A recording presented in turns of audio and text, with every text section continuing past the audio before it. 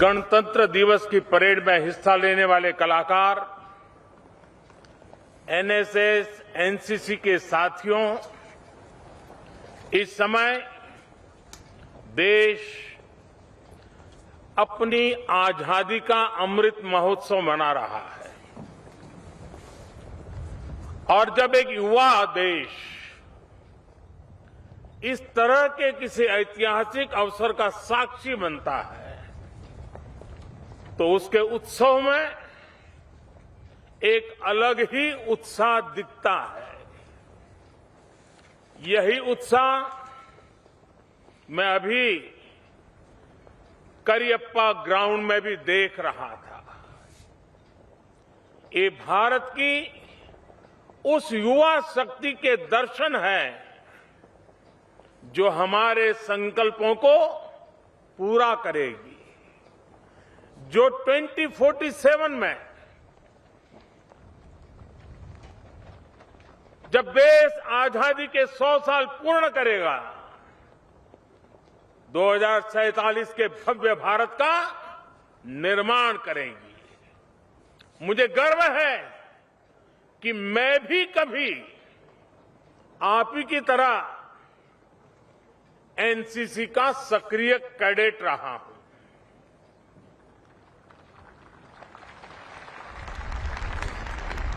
लेकिन जो सौभाग्य आपको मिला है वो मुझे नहीं मिला था। मुझे एनसीसी में जो ट्रेनिंग मिली, जो जानने सीखने का अवसर मिला, आज देश के प्रति अपनी जिम्मेदारियों के निर्वहन में मुझे उन संस्कारों से, उस ट्रेनिंग से असीम ताकत मिलती है। अभी कुछ ही समय पहले मुझे एनसीसी एलुमनाई का कार्ड भी मिला था। आज देश के प्रधानमंत्री के साथ साथ मैं उस नाते भी आपका साथी हूं, आपसे जुड़ा हूं। मैं एनसीसी के सभी पदाधिकारियों को और सभी फेलो कैडेट्स को इस अवसर पर सैल्यूट करता हूं। आज जिन कैडेट्स को पुरस्कार मिला है उन्हें भी मैं अपनी हार्दिक शुभकामनाएं देता हूं।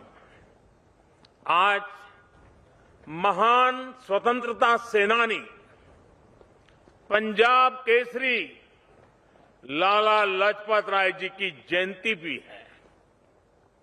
आज ही फील्ड मार्शल करियप्पा की भी जयंती है।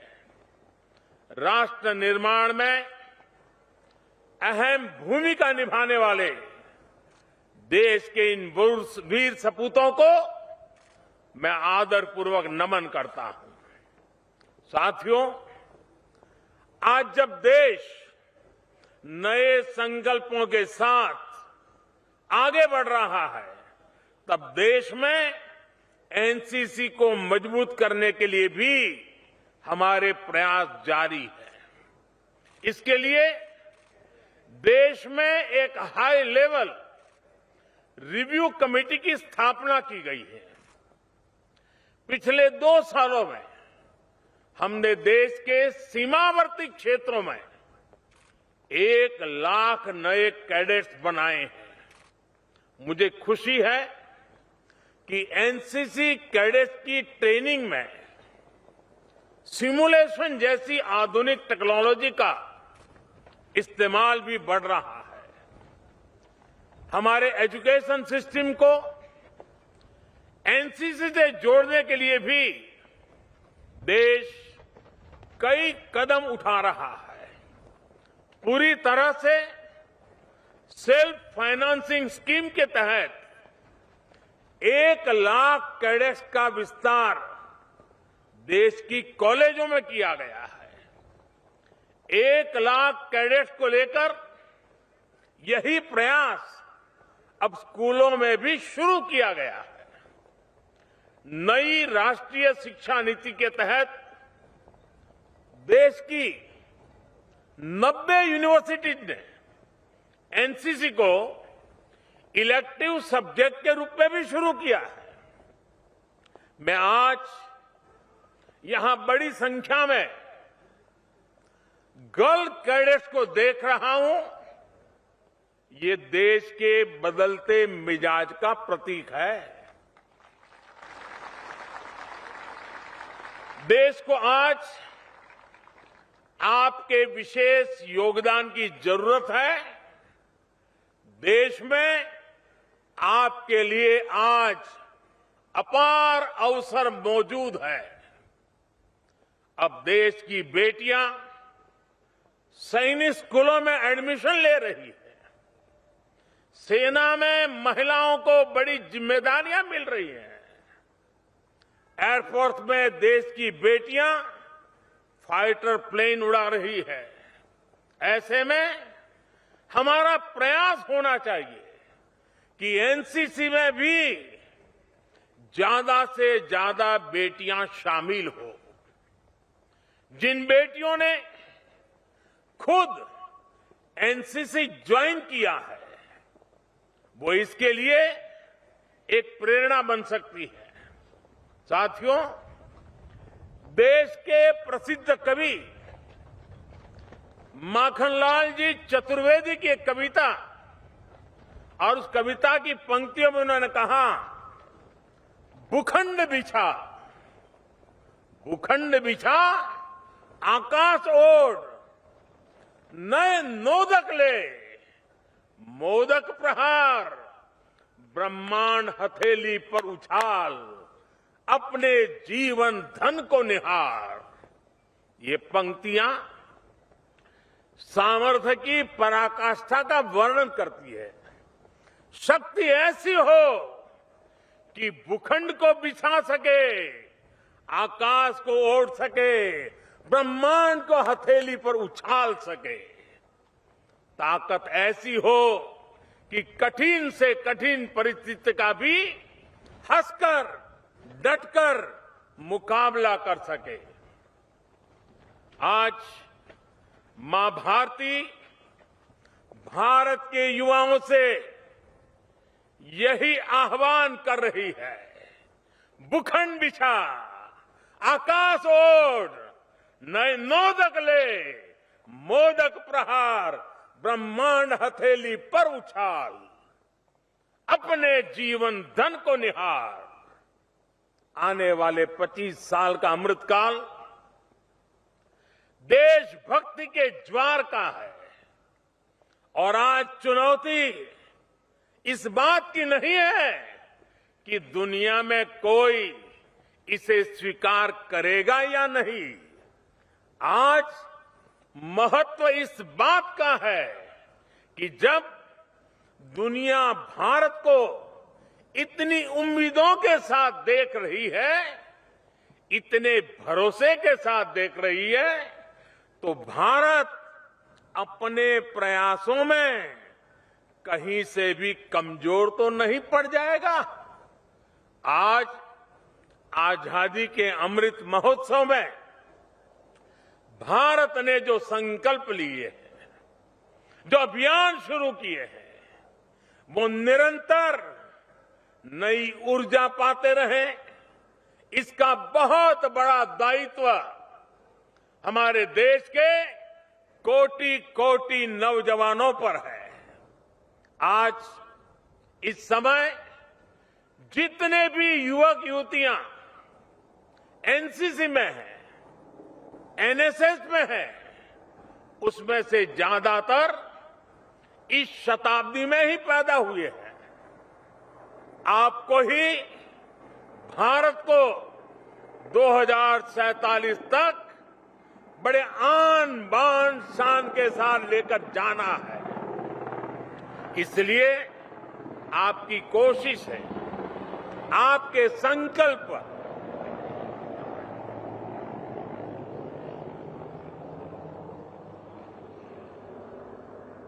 इसलिए आपकी कोशिश है, आपके संकल्प, उन संकल्पों की सिद्धि भारत की सिद्धि होगी, भारत की सफलता होगी। राष्ट्रभक्ति से बड़ी कोई भक्ति नहीं होती, राष्ट्रहित से बड़ा कोई हित नहीं होता। देश को सर्वोपरि रखते हुए आप जो भी करेंगे वो देश के विकास में मदद करेगा। आज हमारे युवाओं ने भारत को स्टार्टअप की दुनिया में टॉप 3 में पहुंचा दिया है। कोरोना के इस संकट काल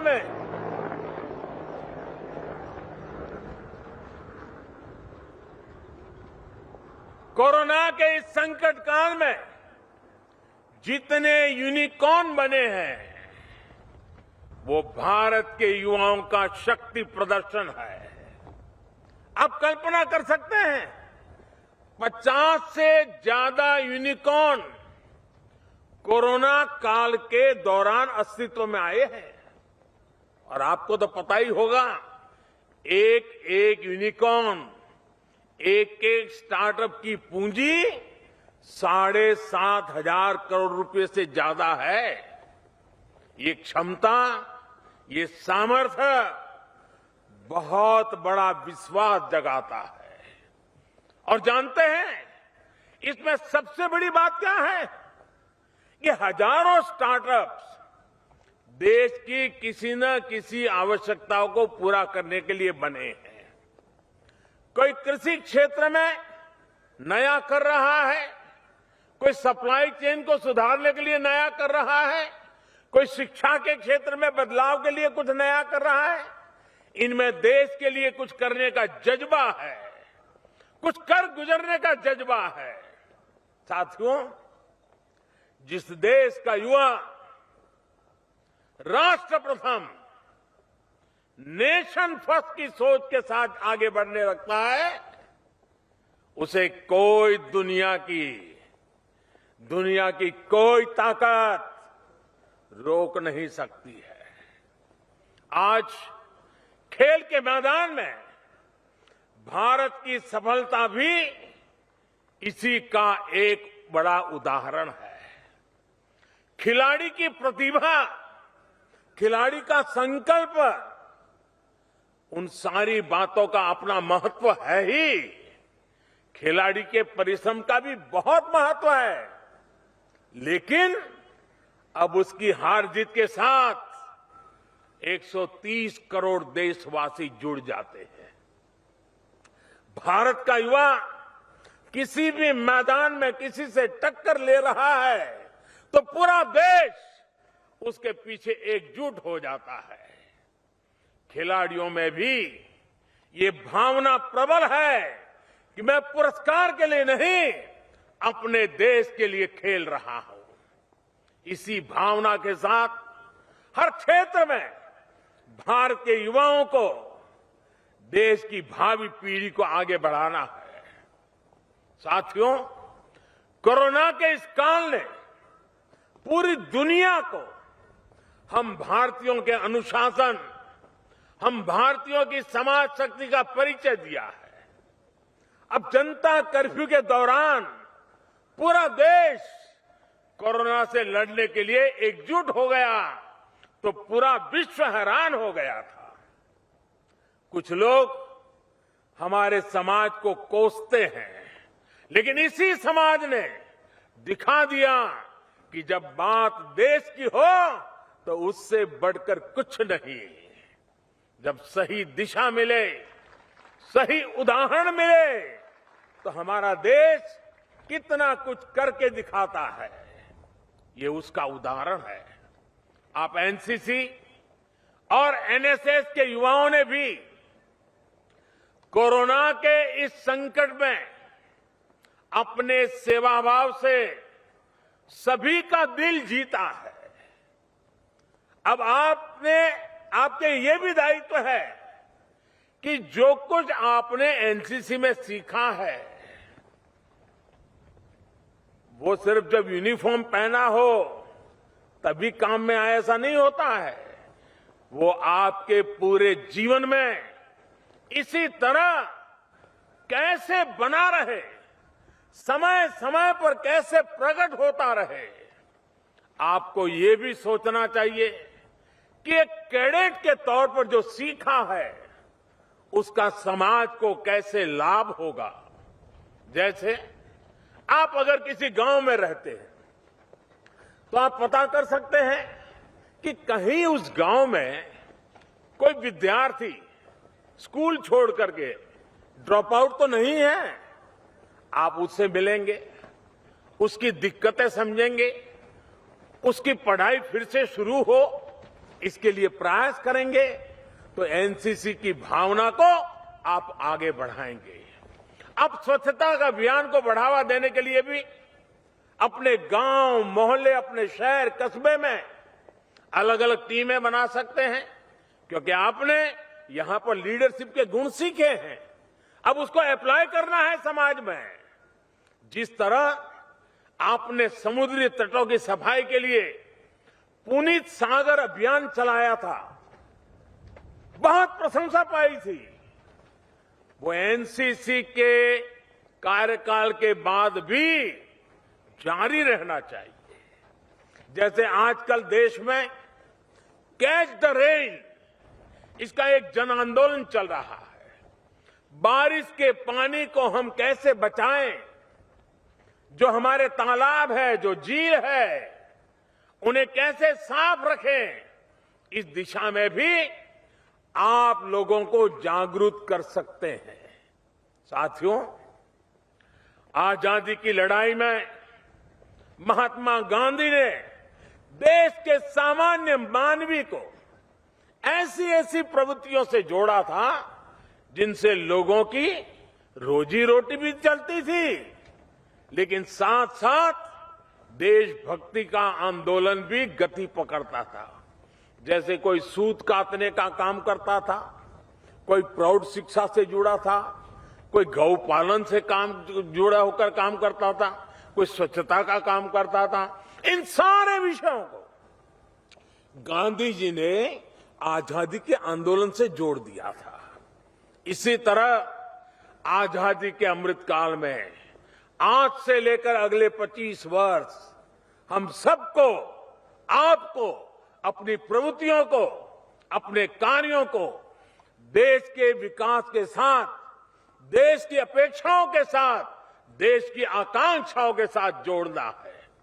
आज देश आत्मनिर्भर भारत के संकल्प के साथ चल रहा है। आप सभी युवा वोकल फॉर लोकल के अभियान में बहुत बड़ी भूमिका निभा सकते हैं।